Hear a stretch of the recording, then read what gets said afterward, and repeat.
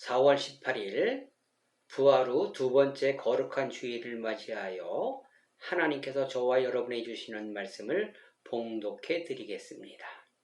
마태복음 26장 26절에서 28절의 말씀입니다.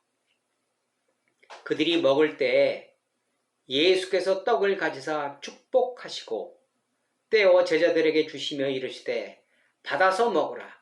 이것은 내 몸이라 하시고 또 잔을 가지사 감사기도 하시고 그들에게 주시며 이르시되 너희가 다 이것을 마시라.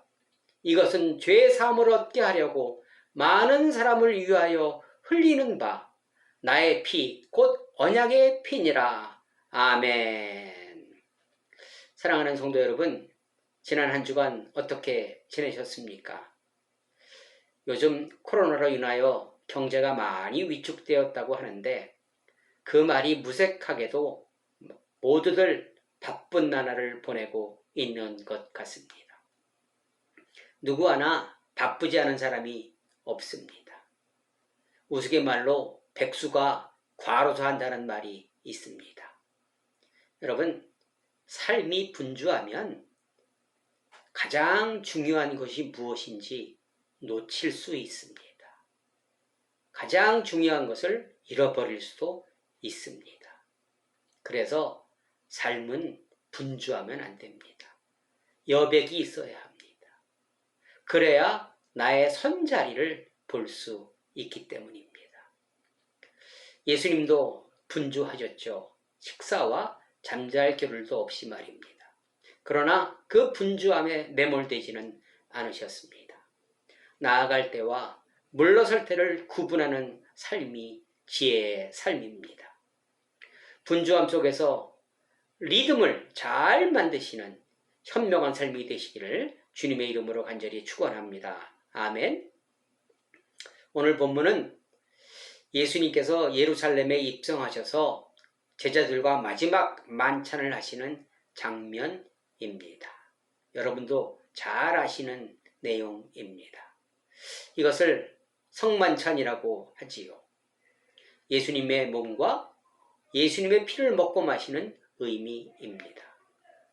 저희 그리스도 교회에서는 성만찬을 매주 행하고 있습니다. 아마 다른 교단들은 한 달에 한 번 내지는 아마 절기 또는 분기별로 이렇게 행하고 있는 것으로 알고 있습니다.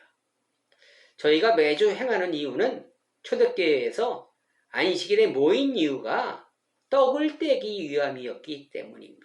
설교를 듣기 위함이 아니었다는 이야기입니다. 그래서 지금은 그 떡 떼는 것이 설교로 이렇게 바뀌었는데 우리는 말씀에 있는 그대로 성만찬을 일주일에 한 번씩 계속 하고 있는 것입니다. 이것에 대한 신학적 의미가 굉장히 많죠. 근데 저는 오늘 신학적 의미를 떠나서 제가 생각하는 다른 의미로 한번 풀어볼까 합니다. 성찬식은 예수님의 몸과 피를 먹고 마시는 것입니다. 무엇을 의미하고 있을까요? 그리고 성찬식은 십자가 지식의 전날 밤에 마지막에 행했던 것입니다. 다른 날도 있는데 왜 하필 그런 날 하셨을까? 그 의미와 목적을 생각해 보도록 하겠습니다.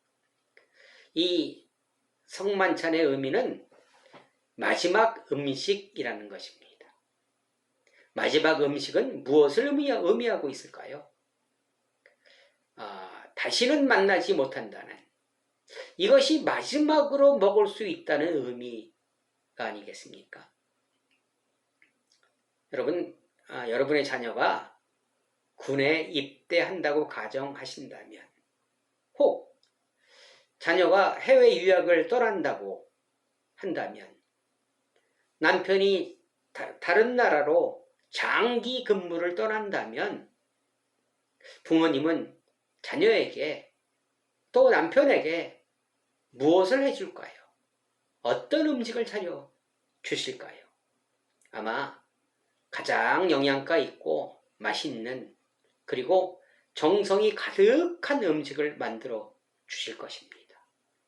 다른 지역으로 가면 이런 음식 먹지 못할 것이기에 영양가 만점인, 그리고 자녀들이 가장 좋아하는 음식을 차려놓고 많이 먹고 가라고, 든든히 먹으라고 권유할 것입니다. 이런 음식을 준비하고 먹이는 부모의 마음은 아마 예수님의 마음과 동일했을 것입니다.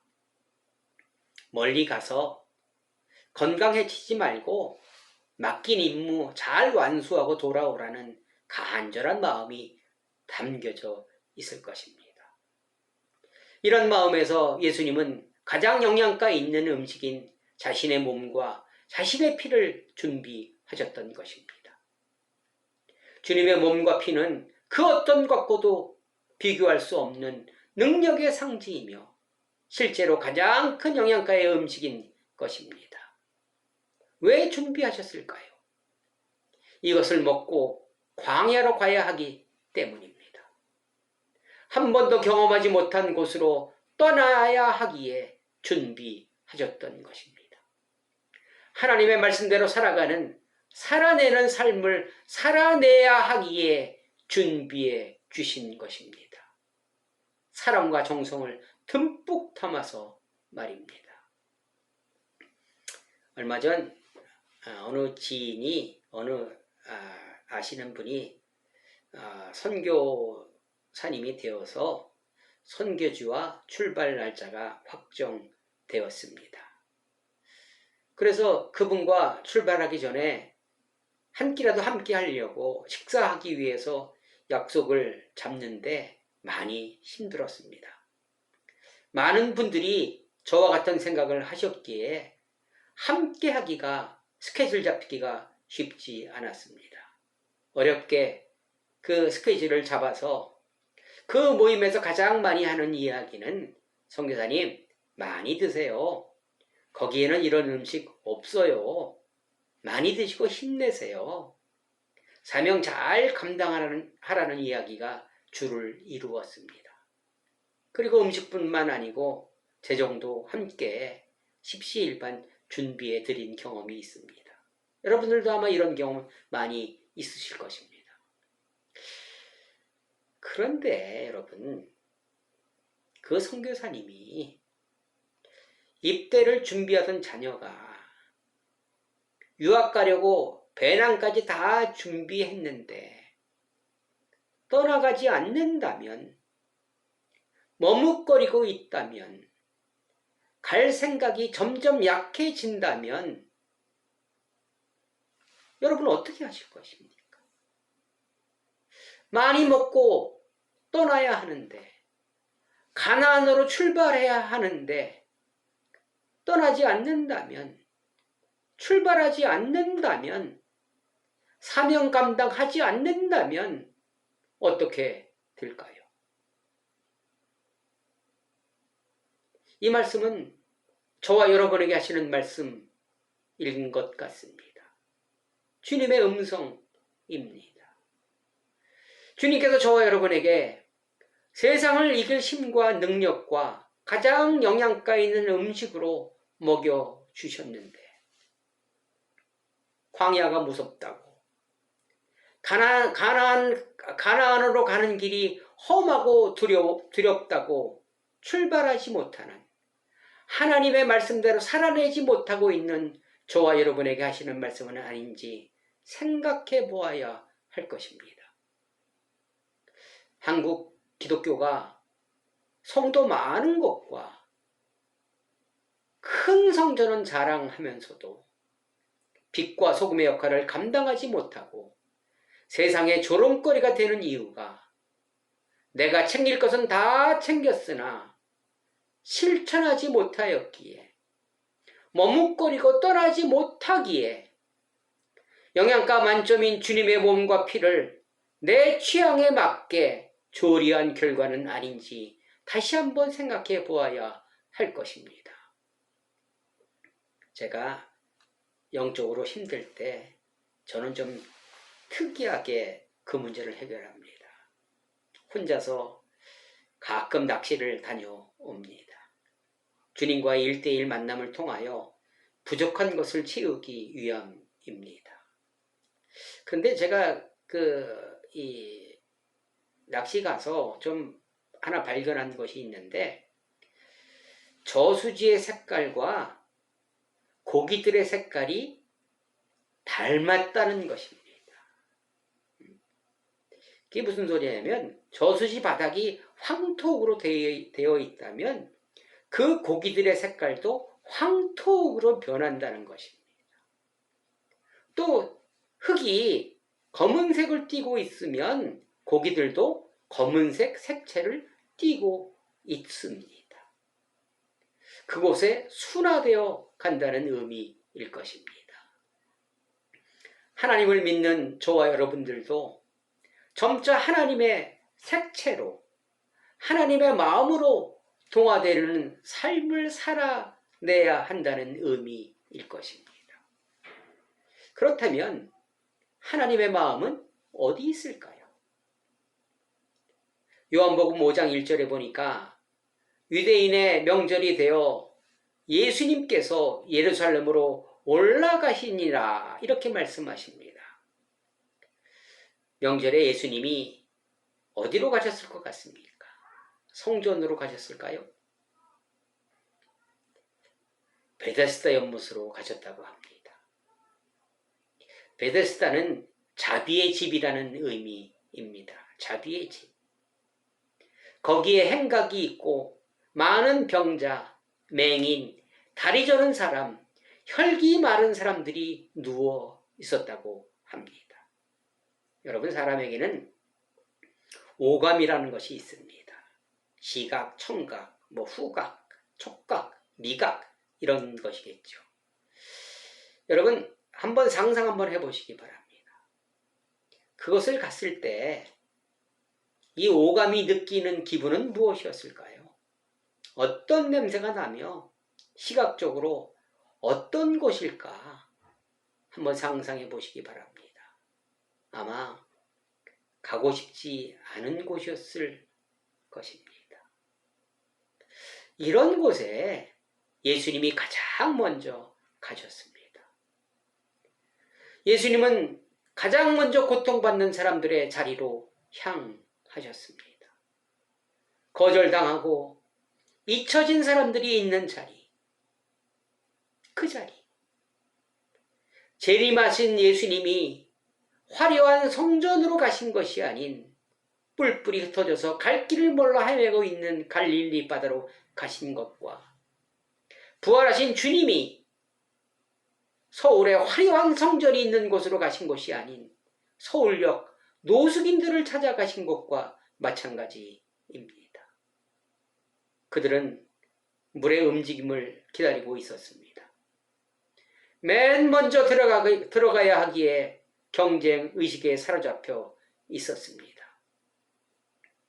자비의 집이라는 이름을 가지고 있으나 자비는 존재하지 않았고 경쟁만이, 이기심만이 절대적인 곳, 옆에 있는 사람이 미운 곳, 경쟁에 내면화된 베데스다였습니다. 너무나 힘들고 어려운 사람들이기에 지푸라기라도 잡는 심정으로 그곳에 모여 있었던 것입니다. 예수님은 지푸라기라도 잡고 싶은 사람 곁으로 가서 스스로 지푸라기가 되어 주셨습니다. 38년의 세월, 좋은 날 다 지나가고 마음에는 짙은 어둠의 그림자만이 남아 있습니다.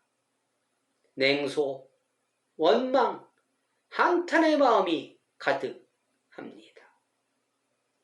선착순의 원리가 지배하는 처절한 모습의 사회. 단순한 대답인 낫기를 원합니다를 말하지 못하는 사회.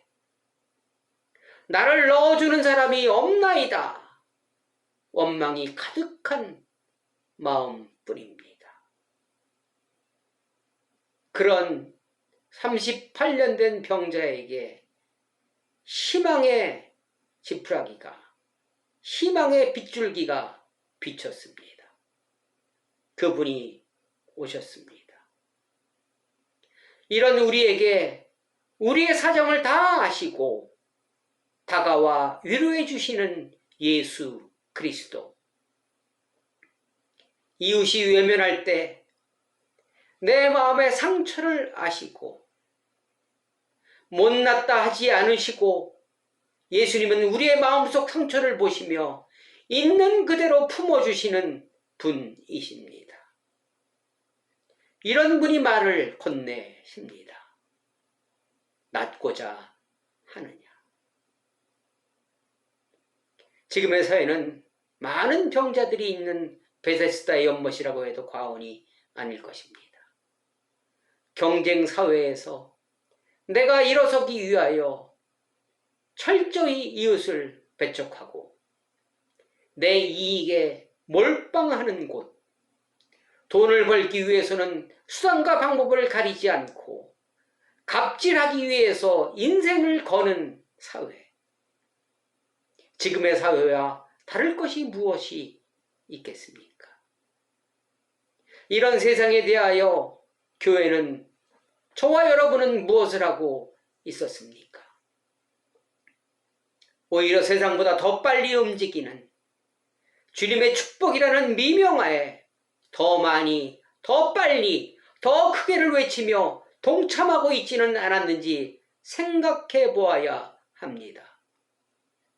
지푸라기라도 잡으려는 이웃들의 손을 뿌리치며 나는 당신과 달라, 나는 너와 구별되어야 한다며 냉소하지는 않았는지 생각해 보아야 할 것이며, 그런 나의 모습을 뒤돌아보라고 이 말씀을 주고 계시지는 않았는지 생각해 보아야 할 것입니다.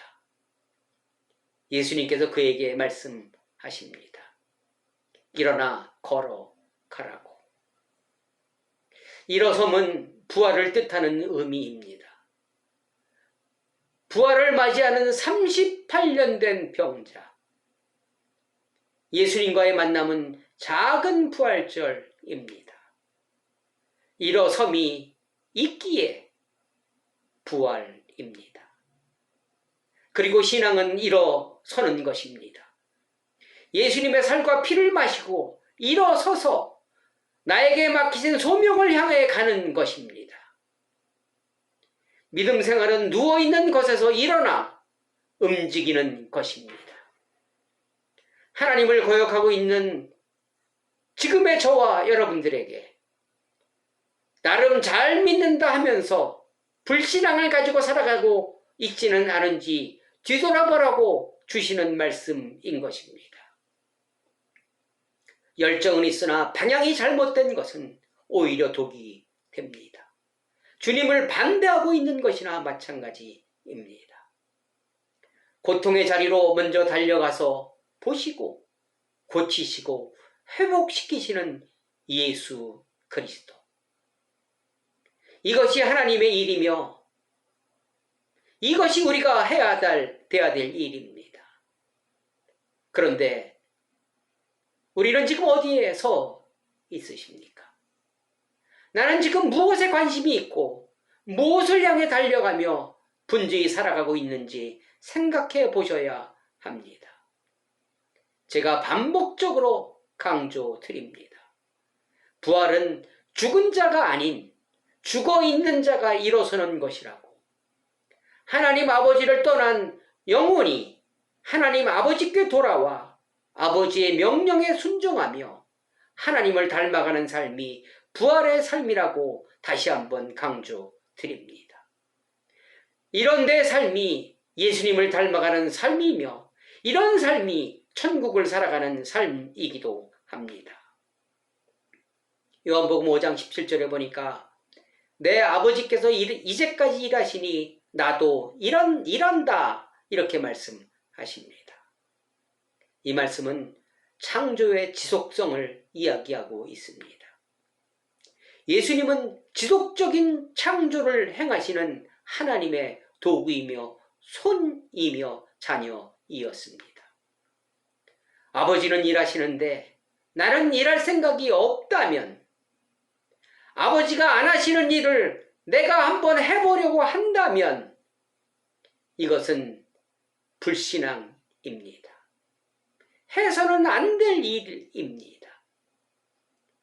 진정한 신앙인은 하나님께서 행하시는 일을 삶에서 실천해야 하는 것입니다. 땅 투기, 노후 걱정 안 하시고 이웃을 위하여 베데스다로 향하신 것처럼 믿는 나도 마땅히 이처럼 행하며 살아가야 할 것입니다. 하나님의 일에 동참하지 않으려는 의지가 없다면 이것은 잘못된 신앙입니다. 떠나지 않고 머뭇거리고 있는 것입니다. 떠나지 않으려고 핑계를 여기저기 찾고 있는 것입니다. 인도의 그 테레사 수녀님 이야기입니다. 테레사 수녀님이 그 수많은 병든 자들, 약자들을 치료하고 도와주셨죠. 근데 그 수가 너무나 많은 거예요. 어떻게 감당할 수가 없는 거예요. 그때 어느 한 청년이 물어봅니다. 수녀님, 고생하시는 건 알고 있는데 이 한 분의 고생이, 당신의 고생이 얼마나 이들에게 도움이 될까요? 아마 하면서 회의적으로 이야기를 합니다. 그럴 때 이 수녀님이 이야기합니다. 예, 별 도움은 많이 안 되겠지요. 그러나 한 그릇에 겐지스 강의 물은 줄어들 것입니다. 이렇게 얘기합니다. 우리가 주님의 지푸라기가 되어 일한다면 나는 비록 부족하지만, 나는 실패할 수 있지만 주님은 실패하지 않으십니다. 오히려 우리의 그 모습을 보시고 주님이 동참해 주실 것입니다. 작은 물고기 2마리와 보리떡 5개가 5,000명을 먹이는 기적을 일으켜 주신 것처럼 예수님께서 동참해 주시고 우리에게 많은 것을 허락해 주실 것입니다.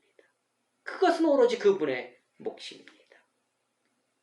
에베소서 2장 10절에 보니까 우리는 그가 만드신 바니 그리스도 예수 안에서 선한 일을 위하여 지으심을 받은 자니, 이렇게 말씀하십니다. 그러면 하나님의 말씀대로 살아내는 것은 무엇일까요? 예수님께서 정성껏 준비한 말씀을 먹고 피를 마시고 떠나야 하는 것입니다. 광야로, 가나안으로 떠나야 하는 것입니다. 이웃의 지푸라기가 되어 주어야 하는 것입니다. 이웃의 기쁨이 되어 주어야 하는데 우리는 아직도 머뭇거리고 있지는 않은지, 떠나지 못하고 있지는 않은지 생각해 보셔야 합니다. 사랑하는 성도 여러분, 하나님의 부르심과 은사에는 후회가 없다고 말씀하셨습니다. 여러분에게 주신 은사는 무엇입니까? 여러분은 왜 부르신 것일까요? 예수님이 성육신하여 저와 여러분에게 오신 이유는 무엇일까요? 예수님은 온전히 하나님의 뜻을 수행하기 위해 오신 존재입니다. 저와 여러분들을 이 땅에 보내신 이유도 세상 근심 걱정하며 살라고, 그것에 휘둘리는 시시한 인생 되지 말고 예수님을 닮아 세상의 지푸라기가 되라고, 어둠을 밝히는 등불이 되라고 보내신 것입니다. 소유의 가치가 아닌 존재의 가치로 부르신 것입니다. 예수님의 이 초대를 거절한 사람들은 어떠한 삶을 살아갈까요? 잠언 16장 26절, 고되게 일하는 자는 식욕으로 말미암아 애쓰나니 이는 그의 입이 자기를 독촉함이니라. 이렇게 말씀하십니다. 자신의 생각대로 살아가지 못하고 육이 시키는 대로 육의 만족을 위하여 목구멍이 포도청이 되어 하나님과 관계없는 삶을 살아가고 있는 모습입니다. 보내신 이의 부름에 나는 관계없다는, 나는 내 갈 길로 간다는, 아직은 주님을 만나지 못한 삶을 살아가는 모습입니다. 주님 보시기에 어떠할까요? 하늘의 복은 내 이웃을 웃게 만드는 것인데 복의 개념이 다른 모습입니다. 오늘 본문이 내 이야기는 아닌지 우리 교회의 모습은 아닌지 생각해 보셔야 합니다. 나에게 엄한 잣대를 대보시기 바랍니다. 나는 지금 가나안으로 떠날 채비를 하고 떠나서 가고 있는지, 아님 떠나지 않고 있는지, 머뭇거리고 있는지 생각해 보시기 바랍니다. 주님이 주신 능력과 영양가 있는 주님의 몸과 피가 나에게 있다는 사실을 생각하시고 즉시 일어나 떠나시는, 가나안을 향해 출발하시는 부활의 삶 살아내시기를 주님의 이름으로 간절히 축원합니다. 아멘. 기도하시겠습니다. 사랑의 하나님, 감사합니다. 제자들에게 권능을 주시고 파송하여 좋은 결과를 얻었습니다. 그들은 주님의 말씀을 믿고 떠났으나 나는 지금 어디에 있습니까? 내 좋은 대로 해석하고 내 삶의 편한 자칭 성도는 아닌지 돌아보게 하시고 주님의 말씀 믿고 주님의 몸과 피의 능력을 가지고 광야를 향해, 가나안을 향해 떠나게 도와 주시옵소서. 예수 그리스도의 이름으로 간절히 기도드리옵나이다. 아멘. 여러분 감사합니다. 오늘 이 촬영이 굉장히 힘들었습니다. 계속 하다가 에러나고 아마 은혜가 많이 주시려고 그럴지도 모릅니다. 여러분, 오늘 이 말씀에 따라 떠나가는, 하나님의 말씀대로 살아내는 저와 여러분 되시기를 주님의 이름으로 간절히 축원합니다. 여러분 사랑합니다. 다음 주에 또 뵙겠습니다. 승리하세요. 사랑합니다.